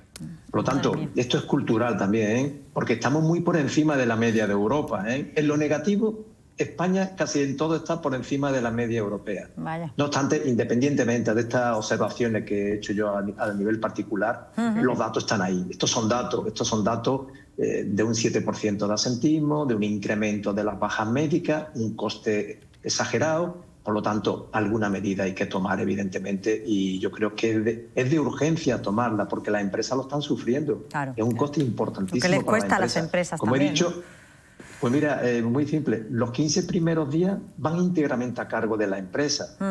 Y como los convenios colectivos en una gran mayoría dicen que desde el primer día cobra el 100%, quiere decir que el trabajador desde el día 1 al 15 va a cobrar el 100%. Pero en adelante también va a seguir cobrando el 100%. Lo único que a partir del día 16 y hasta el 20, ya la Seguridad Social participa pagando el 60% de ese 100% que la empresa le paga al trabajador. Y a partir del día 21, la contraprestación de la Seguridad Social tiende al 75%. Ya. Repartido esos 30.000 millones, parece ser que anda entre 15.000 con cargo a la empresa y otros 15.000 millones a cargo de la Seguridad Social. De la Seguridad del Instituto Social. Nacional de la Seguridad Social. No, yo escuchándole, si me permite, yo escuchándole, está claro que el hecho objetivo está ahí, los datos objetivos están ahí, está claro que se va a trabajar en una campaña de atacar esto en cuanto a, hablar con los servicios médicos, coordinación, buscar soluciones, fiscalizar, vigilar, no sé, incluso pues sancionar si cupieran, no lo sé. Pero yo voy al ámbito de la prevención y es un poco mi intervención un poco más personal, ¿no? Yo creo que sí que hay un cambio cultural en el yo me lo merezco todo. Yo no hablaría tanto de falta de responsabilidad como de falta de conciencia, sinceramente. O sea, hay muchas ayudas, hay muchas pagas, hay muchas cosas alrededor que no incentivan, digamos, a esforzarte, a progresar, a trabajar. Yo creo que hay un poco de eso. Yo apelaría a que también se trabajara en despertar conciencias. Oiga, mire usted, tanto que está usted preocupado, joven, porque no sabe qué va a pasar con su pensión cuando usted sea mayor, hombre, no criminalice el sistema de la Seguridad Social obligándole a pagar una baja que no está justificada. En fin, es como todo, ¿no? Estábamos hablando antes en la mesa de otros casos, de otras cosas que al final si sabemos lo que de verdad nos cuesta, pues igual no lo pensamos. Entonces habría que trabajar también un poco en el tema educativo. Dar a conocer eso, educar un poco en el coste, ¿no? Lo que estoy de acuerdo totalmente con lo que acaba de exponer. Es sensibilizar a las personas el coste que tiene. Es que el dinero cuando no es de... Parece que el dinero del Estado no es de nadie, que cae de la lluvia, ¿no? Y ha dicho, hoy día hay una cobertura, afortunadamente, unas prestaciones muy amplias, una cobertura social muy amplia, muy agradable, el ingreso mínimo vital, hay muchas cuestiones. Y yo creo que el tema de la baja en seguridad social, yo creo que la gente... Para el que lo necesita está muy bien. Pero, está claro, muy bien, pero hay unos abusos, porque realmente la IREF lo ha hecho muy claramente, que hay que ver cómo se está gestionando, lo que le ha tirado un tirón de oreja a la seguridad social para que gestione mejor las bajas médicas, porque se han descontrolado. Evidentemente también es cultural. Mira, yo voy a poner un dato. Yo llevo de autónomo sobre 40 años. Afortunadamente, y gracias a Dios, no he estado nunca de baja. Pero la estadística del régimen general a los autónomos es abismal. ¿Por qué?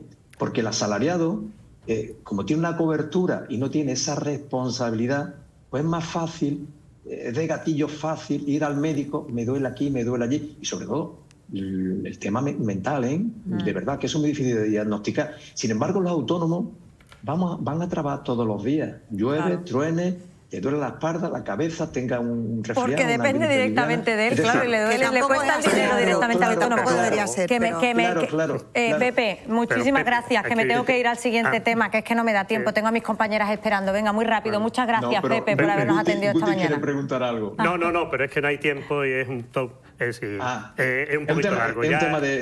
Ya lo hablamos. Pero déjalo encima Pepe. de la mesa, Paco. Pues mira, que se han incrementado las bajas en ese 7% en el 2025, totalmente de acuerdo, porque es un dato objetivo. Lo que pasa es que cuando se hace este estudio, que está muy bien, lo que hay que diferenciar, y no lo diferencia, por lo menos hasta lo que yo he visto, es, por ejemplo, qué bajas se producen en el sector privado y cuál en el sector público. Que eso es fundamental. Es decir, ¿cuántas bajas se dan laborales de funcionarios o trabajadores laborales del sector público? ¿Pero por qué, Paco? ¿Qué crees tú? ¿Que los datos que van a apuntar? Porque el sector público incrementa, hay un incremento de baja mucho mayor que en el privado. Pero el coste para todo es el mismo, Paco. No, pero vamos a ver. Pero claro, nos estamos metiendo en un callejón sin salida. Por eso digo que es muy amplio. Por ejemplo, Pepe, te doy un dato que tú lo tendrás también. El 7,5% de las bajas se dan en el sector sanitario, como consecuencia de una saturación, de un exceso de trabajo, de un exceso de horas que hay en el sector sanitario. Entonces, claro, si no diferenciamos eso, que al final decimos que puede haber fraude, que hay un fraude en las bajas laborales, seguro. Eso no te lo discuto ni creo que discuta nadie. Ahora, que yo creo que hay que desgranar un poquito. Bueno, pues viendo el interés, volveremos a recuperar este tema. Pepe, me tengo que ir. Una última cuestión. Es que no me da tiempo. Tengo a mis compañeras esperando.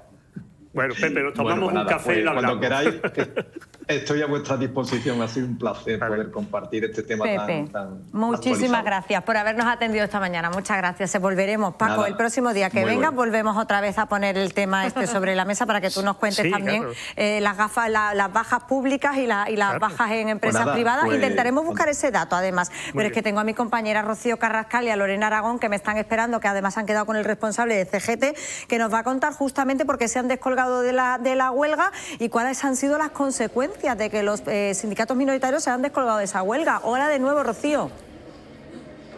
Hola de nuevo, Paula. Menos mal que Miguel Montenegro nos quiere mucho y se ha quedado aquí con nosotras. Es uno de los protagonistas del día, sin duda, porque en el Cercanías, desde primera hora de la mañana, hay una liada y bastante gorda. Miguel Montenegro, secretario de CGT Andalucía, muy buenos días. Hola, buenos días.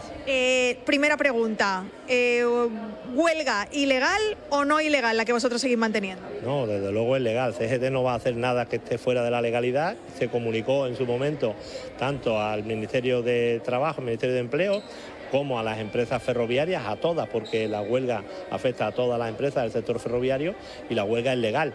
Otra cosa es que se nos quiera minusvalorar por parte del Ministerio en este caso y haya hecho como la bravuconada que hizo anoche de revocar el decreto de servicios mínimos, y de ahí viene el caos que hoy se está viendo en las cercanías de Málaga cuando los trabajadores están siguiendo la huelga y sin avisar, pues los usuarios se están encontrando con que no hay trenes y no están programados ni siquiera al no haber servicios mínimos. Porque además hemos visto, bueno, pues con todo el conflicto que hemos tenido, las borrascas, el accidente de Adadmur, líneas cortadas, cercanías era lo único que estaba funcionando y hoy tampoco. Pues sí, hoy está habiendo menos trenes que con los servicios mínimos ayer, derivado de que las personas están haciendo uso de su derecho fundamental a la huelga y, como bien decía, es una pena además que estemos en Málaga incomunicados con otras provincias de Andalucía y con Madrid y con el resto de España, puesto que la línea AVE y la línea convencional que nos une con otras provincias pues está también sin servicio. CGT, Alferro, sindicatos ferroviarios se han descolgado de esa desconvocatoria de huelga. Dicen desde Madrid, sindicatos minoritarios, no en el caso de Málaga. No es el caso de Málaga, se lo tendrían que hacer mirar. Y bueno, creemos además que cada vez menos minoritarios, puesto que la plantilla está dando la espalda totalmente a unos acuerdos que primero no se ha contado con los profesionales para que se firme ese acuerdo, y segundo, pues que son simples declaraciones de intenciones que lo único que pretenden, parece, es salvar a un ministro de que tenga que dar más explicaciones, ¿no? Eso es lo que os ha echado para atrás, la sensación de que los cabos están un poco sueltos, de que no hay nada atado en ese principio de acuerdo.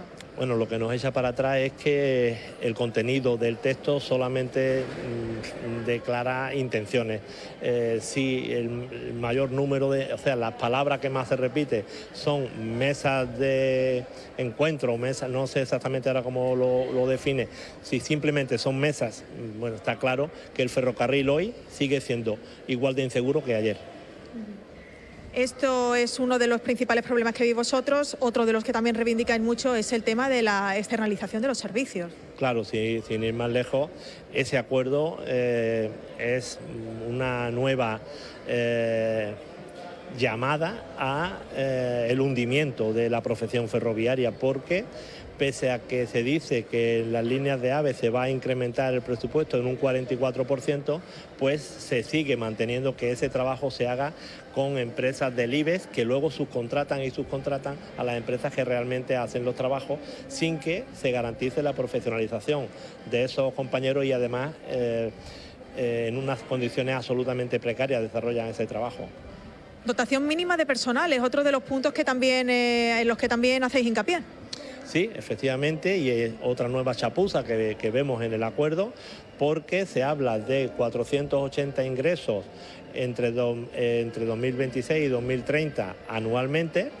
Para eso hay que hacer ofertas de empleo público. En este año 2026 la oferta de empleo público, que tarda su tiempo, aún no está, con lo cual, y además dicen que se tienen que aprobar en los presupuestos generales del Estado. Llevamos 3 años sin presupuestos generales del Estado, con lo cual la viabilidad de ese acuerdo la ponemos en duda. Pero además en Renfe nos dice van a ingresar 1.200 personas, pero no nos dicen cuándo, no nos dicen ni en qué periodo, y siempre además ligado a los presupuestos generales del Estado.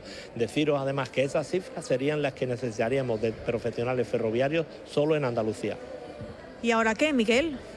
Bueno, en principio, desde CGT vamos a agotar los periodos de la huelga que tenemos legalmente convocados. Vamos a seguir llamando a la ciudadanía a rebelarse contra la falta de seguridad y la falta de un ferrocarril que garantice no solo la seguridad, sino también el confort en los desplazamientos, en la movilidad de los ciudadanos, y por eso, bueno, pues queremos un ferrocarril de todas y para todas las personas y no vamos a decaer en el intento. se mantiene la huelga hoy y mañana, y posteriormente a esto, ¿hay alguna otra planificación? Bueno, en principio, cuando terminemos la huelga mañana a las 23 horas, mañana 11 de febrero, pues volveremos a reunirnos y ver también con la respuesta que el colectivo ferroviario nos está dando, porque nosotros nos vamos a seguir sometiendo a lo que nos digan las asambleas de las personas trabajadoras, pues a partir de ahí pues seguiremos funcionando y desde luego no nos vamos a callar. Pues ya lo han escuchado, Miguel Montenegro, secretario de CGT Andalucía, no se van a callar, no están de acuerdo con ese principio de acuerdo al que han llegado esos sindicatos mayoritarios con el Ministerio de Transporte. Siguen en pie de lucha, sobre todo por la seguridad, como ellos bien dicen, de los trabajadores y también de los usuarios. Pues pendientes, muchísimas gracias, Rocío Carrascal, de esas movilizaciones que ya han visto se mantienen por parte de los sindicatos minoritarios. Les contamos ahora que un equipo de investigadores de la Facultad de Medicina de la Universidad de Málaga ha analizado más de 400 casos de lesiones, fíjense, relacionadas con el uso de patinetes eléctricos en Málaga entre 2018 y 2022. Además, dicen que ha habido un cambio en el tipo de lesiones que se producen, coincidiendo además con un cambio normativo que hubo en el año 2021. Para que nos cuente todos los detalles sobre este estudio y sobre las lesiones que han detectado y que se producen por el uso del patinete, saludamos a esta hora a Iskandar Tamimi, que es graduado en Podología e investigador de la Universidad de Málaga. Bienvenido. Sí, hola, buenos días. Soy ortopédico. No puedo... Perfecto. Pues corregido entonces. ¿Cuáles son las conclusiones de este estudio que han elaborado? Sí, bueno, en primer lugar, el estudio lo hicimos con el objetivo de ver un poquito qué tipo de lesiones son las más frecuentes con el uso del patinete eléctrico, ¿no? Y ver un poco cómo había evolucionado la incidencia de estas lesiones en Málaga en los últimos años. Y por último, ver también la gravedad de estas lesiones y el impacto económico que podían tener sobre la sociedad. Entonces, bueno, después de analizar los pacientes que se valoran en el hospital, en el servicio de traumatología del Carlos Haya, en el servicio de urgencias del Hospital Regional Universitario de Málaga, vimos que de la incidencia entre el 2018 y el 2023 se incrementó de 1 por 100.000 habitantes al año a 70 por 100.000 habitantes al año. Es un incremento exponencial. Y también vimos que las lesiones más frecuentes son las lesiones que afectan a la cara, a la región facial. Pero también las miembros superiores, la muñeca, radio, codos también eran frecuentes. Otra observación que vimos era que el consumo de alcohol era bastante frecuente, sobre todo por la noche, el consumo nocturno del alcohol. Y por último, en cuanto al impacto económico, vimos que el año 2018 el Hospital Regional Universitario se gastó 13.000 euros en tratamiento de este tipo de lesiones, y en el 23 esta cifra aumentó hasta el $500.000 de euros anuales. Otro dato que también quisimos indagar un poco era el tema de si el cambio de normativa que hubo en el año 2020-21 cambió a la hora de influir sobre la gravedad de las lesiones. Antes de esta normativa, los patinetes podían circular por las aceras, y después de su implementación ya era obligatorio que circulasen por la carretera. Y queríamos ver si este cambio causó se reflejó en la gravedad de las lesiones. Pero parece ser que no. Nuestros datos indican que no vimos un cambio en la gravedad del tipo de lesiones. O sea que a pesar de ese cambio normativo sí que se mantuvo, ¿no?, en el tipo de lesiones que se producían. Yo no sé si también han identificado la edad de los conductores de los patinetes, por ver si eran más jóvenes o más adultos, por curiosidad.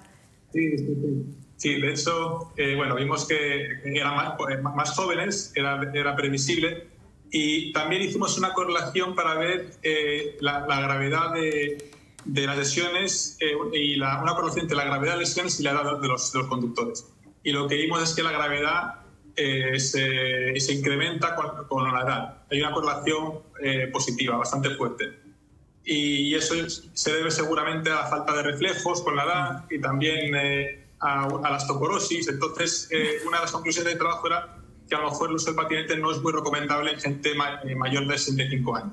Bueno, pues hombre, de lógica total. Que tener también una preparación física mínima. No me montaría yo y no tengo 65. Yo no me voy a montar, y no me verán montar. Bueno, no lo sé. Además, me imagino no se que puede hay que tener decir, una pero... estabilidad y una forma física determinada para guardar un equilibrio.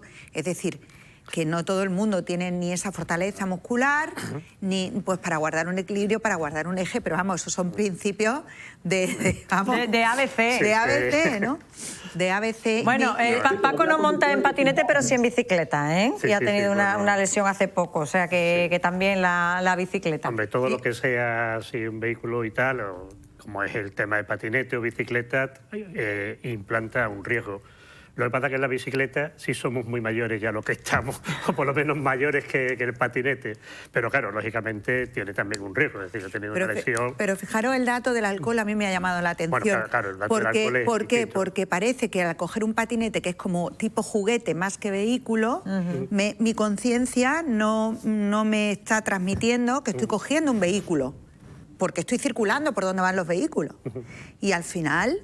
me parece súper peligroso. Luego, otra vez volver a lo mismo que llevamos toda la mañana comentando. Educación, prevención, toma de conciencia y todo eso. Y luego a mí me gustaría, lo que pasa es que eso es muy largo, pero igual que decían que los dedos del WhatsApp, o sea, al escribir con los dos dedos, con los dos pulgares, ¿no? De alguna forma con el tiempo se modificarán y hay lesiones correspondientes a los dedos, ¿no? Y que se modificarán incluso la forma de nuestras manos. Me pregunto si desde un punto de vista de podología o de ortopedia o yo qué sé, influye el tema de los pies. Yo no sé, porque estamos incorporando cosas que nuestro cuerpo... Sí, medios de transporte en este caso. Y usos que nuestro cuerpo no tenía incorporado. No sé, sería interesante a largo plazo. Sí, estudiarlo también.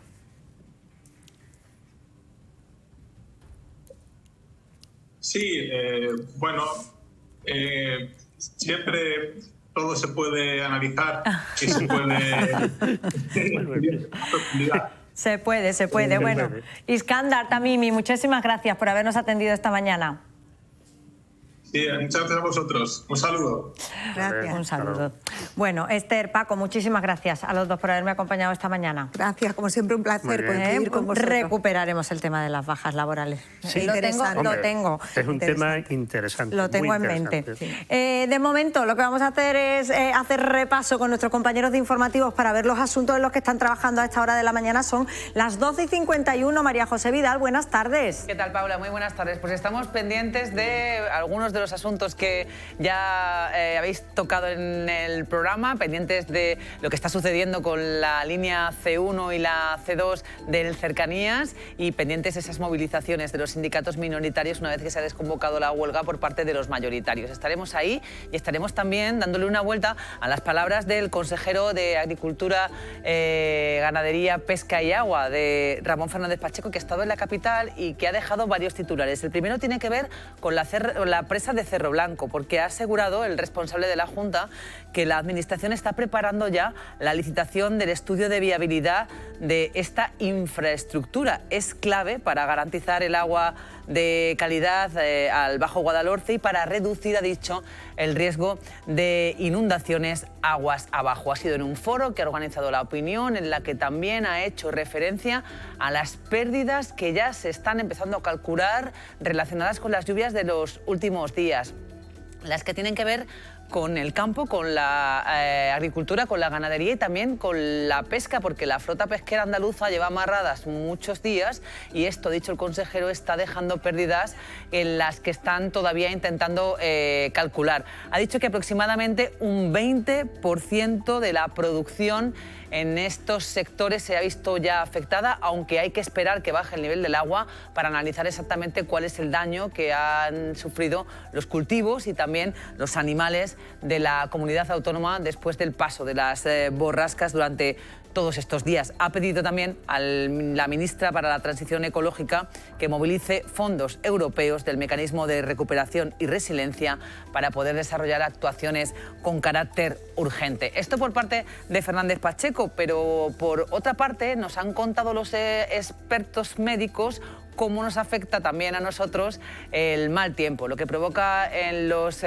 ciudadanos la persistencia de las lluvias y también los fuertes vientos. Seguro que lo habéis notado, algo más de mal carácter y dolores de cabeza. Lo hablaremos también en nuestros informativos. Nos vamos a fijar además en una estafa amorosa, otra más. Hay 55 personas afectadas, son clientes de una agencia de viajes de la capital, cuya gerente, una mujer, cerró por sorpresa que era un negocio familiar. Desviaba al parecer el dinero de sus clientes al ser víctima a su vez de una trampa sentimental. Cayó en un falso romance virtual que le llevó además a convertirse en presunta delincuente. Hablaremos de este tipo de amor y del amor oficial, el que llega esta semana, porque hemos preguntado a los floristas cuánto están incrementando las ventas en materia de flores con motivo de la inminente llegada de San Valentín. Nos ha dicho que de momento lo que saben es que ha subido el precio de las flores, de las rosas concretamente, que siguen siendo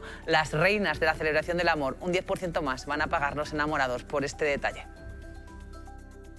Bueno, pues la celebración, ya lo habéis escuchado, del Día de San Valentín, que forma parte de esas noticias que les van a contar nuestros compañeros de informativos a las 2 y a las 6, y nuestros compañeros de la radio. Muchísimas gracias a nuestra compañera María José Vidal, a las 2 de la tarde en el 97.4 de FM. Nosotros un minuto a Publi, pero volvemos.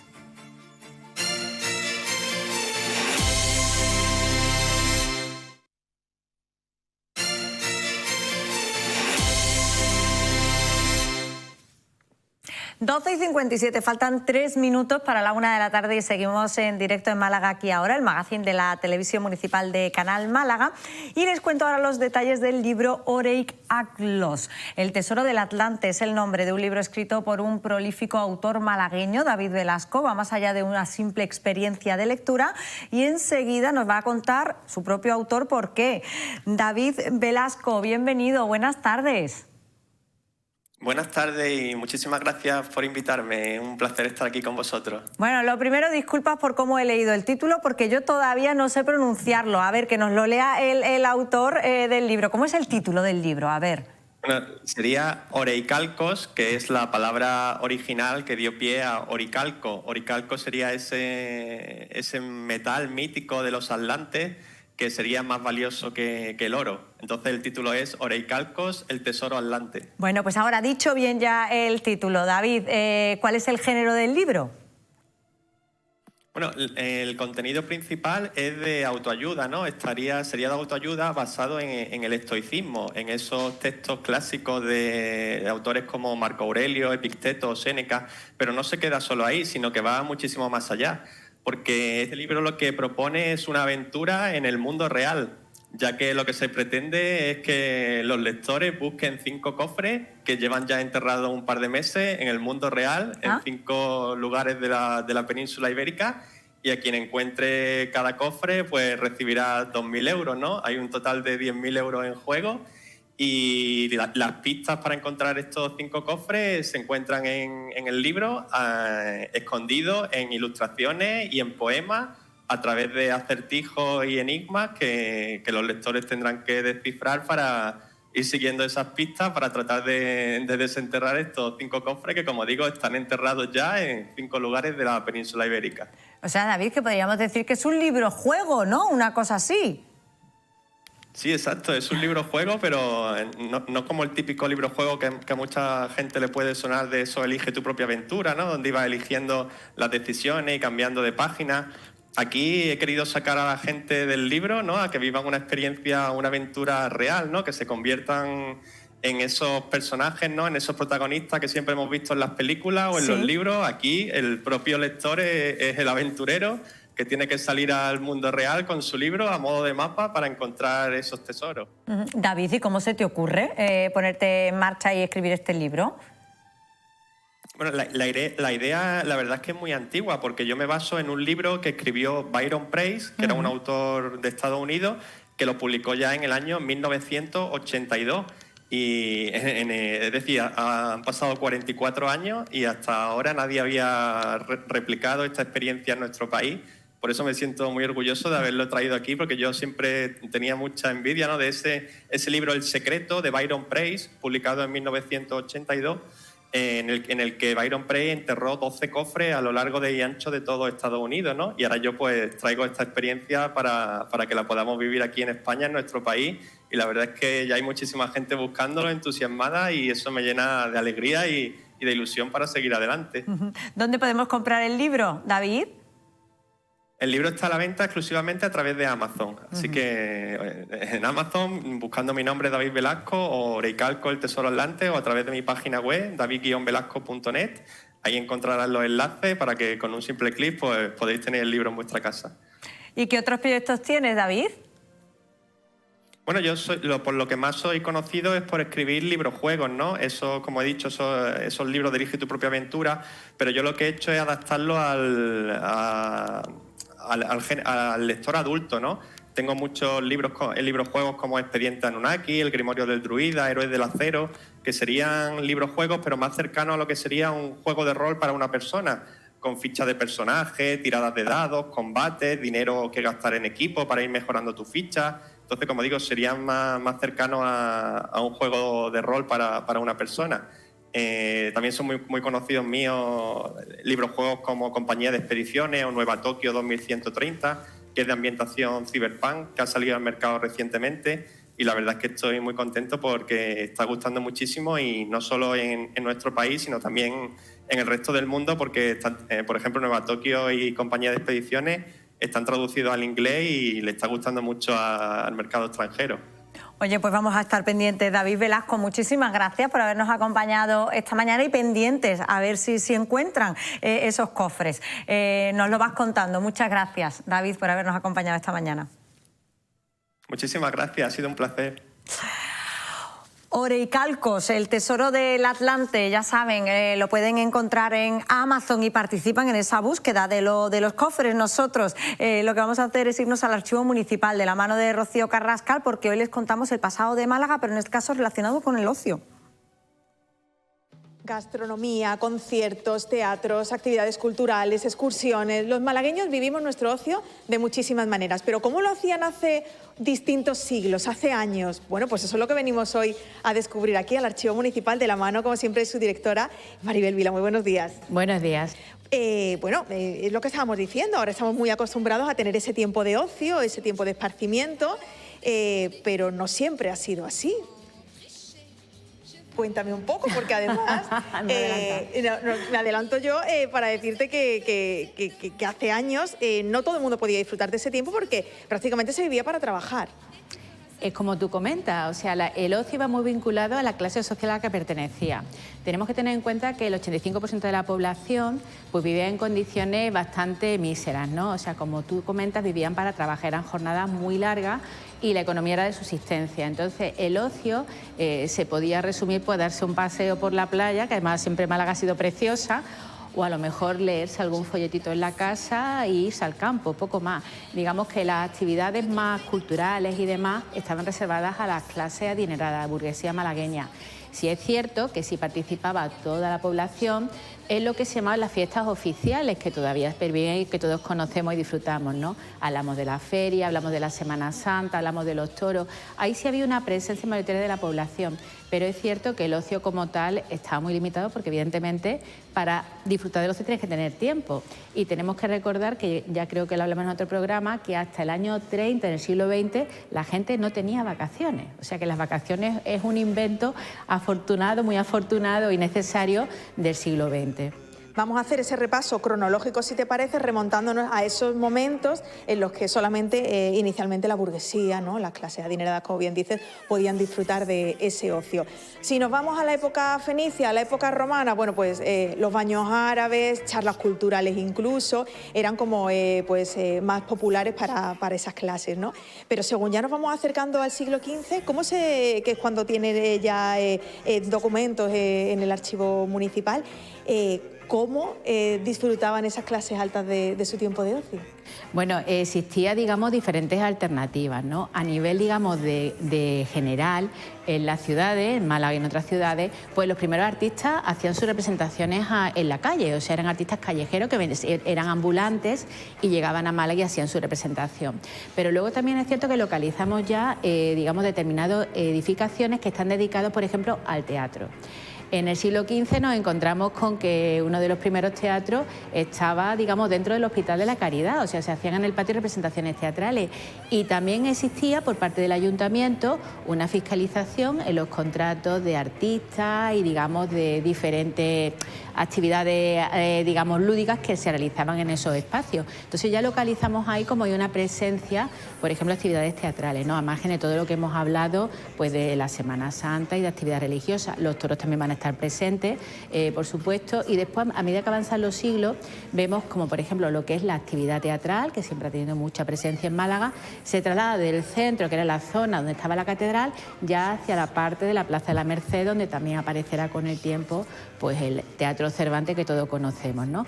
Entonces, digamos que el teatro estaba ahí, también había, digamos, una oferta cultural de otro tipo, digamos, en Málaga existían muchas tertulias literarias, los cafés también van a ser un centro, digamos, de ocio y de diversión general bastante frecuente, y luego, por supuesto, lo que son la oferta cultural que ofrecen las diferentes instituciones, por ejemplo, a nivel de museo, a nivel de biblioteca, y que también, sin duda, pues ocupan ese ocio para esa clase social que tenía tiempo para poder disfrutar pues de eso, de su tiempo libre. Las fiestas religiosas, también muy importantes en todos esos años, ¿cómo se vivían aquí en Málaga? Bueno, teníamos por una parte lo que era la Semana Santa, que siempre ha sido una de las grandes celebraciones, digamos, en Málaga, pero también teníamos las que eran las fiestas del Corpus, la fiesta de la Virgen de la Victoria, ¿no?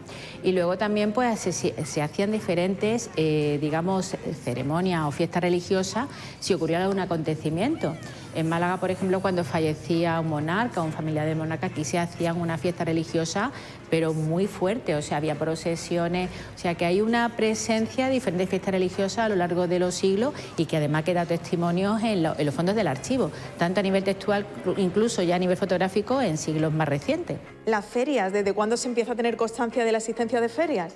Bueno, Málaga, como tantas otras ciudades, pues disfrutó de esa institución medieval, de las ferias mercados, ¿no?, que también se llegaron a la ciudad, pero como ya hemos visto en otro programa, tenemos el origen de la feria localizado por un acuerdo de Cabildo del 91, donde se concede a la ciudad, se decide que se haga una fiesta para conmemorar la conquista de la ciudad por los Reyes Católicos, ¿no? Entonces tenemos una feria de 5 siglos, que ha tenido diferentes ubicaciones, diferentes vicisitudes, que con los tiempos ha evolucionado, y ya en el 19 vemos como hay una auténtica eclosión de la fiesta, la feria se recupera con mucha fuerza y empieza siendo además una feria de 2 semanas en el siglo XIX, y tenemos también muchísimos testimonios para ir recuperando cómo disfrutaba la gente de la feria, qué es lo que hacían, tenemos fotos, tenemos programas, y como todo ha evolucionado con el gusto de los tiempos, igual que la sociedad, ¿no? Y había además un acontecimiento social de primera línea, que era el famoso baile de la prensa en carnaval, que se hacía en el Hotel Miramar, y que hay un montón de imágenes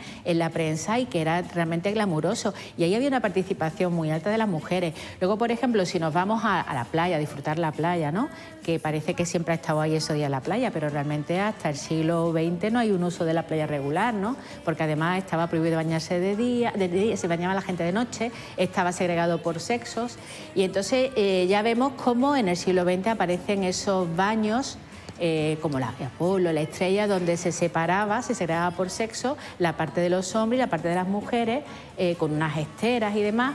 Y la gran innovación fue la inauguración de los Baños del Carmen, que ahí sí que había pues una zona familiar, y ahí la presencia de las mujeres también pues se hace patente, ¿no? La moral de la época pues era bastante restrictiva, y entonces dictaba claramente cómo tenía que ir vestido cada uno. Y tenemos en la prensa, incluso fotografías, los modelitos que llevaban en aquella época, ¿no? Pero básicamente era bañarse, no se tomaba tanto el sol, y sobre todo la gente iba a la playa a partir de la fiesta de la Virgen del Carmen. Antes no se iba, o sea, no era el uso que actualmente le damos. E incluso antes, digamos, en el siglo XIX, principios del siglo XX, se hacía también casi por prescripción médica, o sea, los baños de mar estaban muy vinculados con el turismo de la salud, ¿no? Así que el uso era parecido al de ahora, pero con algunas variantes. Fiestas deportivas también era bastante importante, se pusieron de moda, y bueno, Málaga tenía multitud de fiestas que tenían que ver con el deporte. Málaga tiene como un desarrollo turístico interesante al final del siglo XIX, y lógicamente pues se plantea que cuando llegaban los turistas había que entretenerlos, ¿no? Y cuando el carnaval desaparece en la época franquista, pues se retoma una serie de actividades que se llaman las fiestas de invierno, que tienen lugar pues precisamente esos meses de invierno, donde se ofertan pues un montón de actividades. Tiene en primer lugar un gran protagonismo las actividades deportivas. Hablamos de rally, hablamos de regata, hablamos de golf, de ajedrez.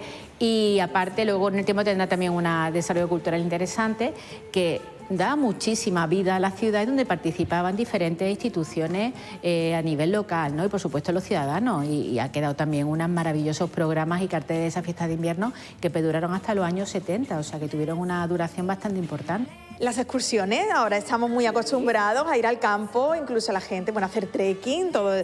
Pero en aquella época, no de una manera tan dura, podemos decir, ¿no? Pero sí para dar sus paseitos y para pasar el día en el campo, pues también se puso de moda. Sí, pues la verdad es que a finales del siglo XIX, que empieza toda esa corriente de turismo de la salud, de la vida sana, al aire libre, pues también se ponen de moda las excursiones, ¿no? De hecho, tenemos por ahí algunos boletines de la Sociedad Excursionista con unas fotografías magníficas, que bueno, era una aventura irse de excursión y se pone de moda.